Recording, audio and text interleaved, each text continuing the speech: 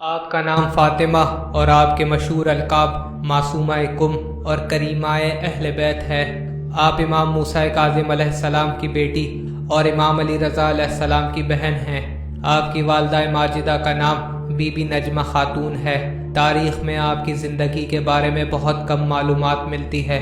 آپ کی آمد 1 ذیقعدہ سن 173 ہجری کو ہوئی۔ آپ کی وفات 10 ربیع الثانی سن 102 ہجری میں ہوئی۔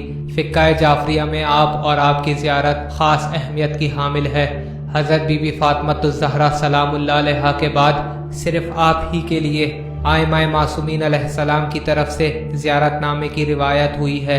امام جعفر صادق علیہ السلام، امام موسیٰ کاظم علیہ السلام اور امام محمد تقی علیہ السلام سے منقول روایت کے مطابق حضرت بی بی فاطمہ معصومہ سلام اللہ علیہا کی زیارت کا ثواب بہشت قرار دیا گیا ہے۔ امام جعفر صادق علیہ السلام فرماتے ہیں، ہمارے شیعہ ان کی شفاعت کی بنا پر جنت میں داخل کیے جائیں گے۔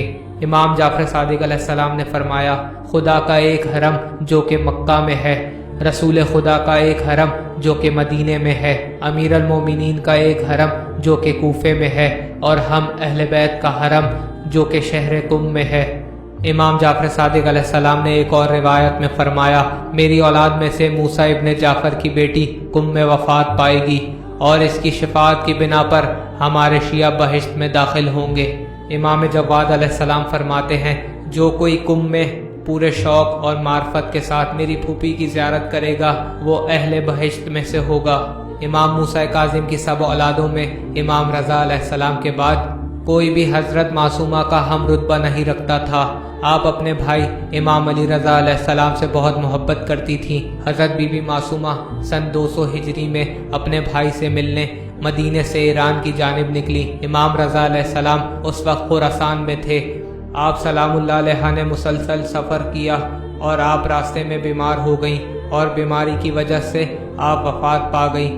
ایک اور روایت میں ملتا ہے، سید مرتضیٰ کا کہنا ہے، حضرت معصومہ کو مقام صعبہ میں زہر دیا گیا اور آپ اسی وجہ سے شہید ہو گئیں۔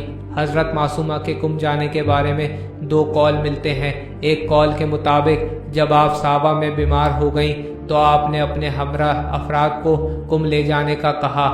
دوسرے قول کے مطابق، جسے تاریخ قم کے مصنف زیادہ صحیح سمجھتے ہیں، اس کے مطابق خود قم کے لوگوں نے آپ سلام اللہ علیہ سے قم آنے کی درخواست کی۔ اس کے بعد آپ قم چلی گئیں اور وہاں 17 دن رہیں اور بھائی سے جدائی کے غم میں اور بیمار ہوتی گئیں اور آپ کی وفات ہو گئی۔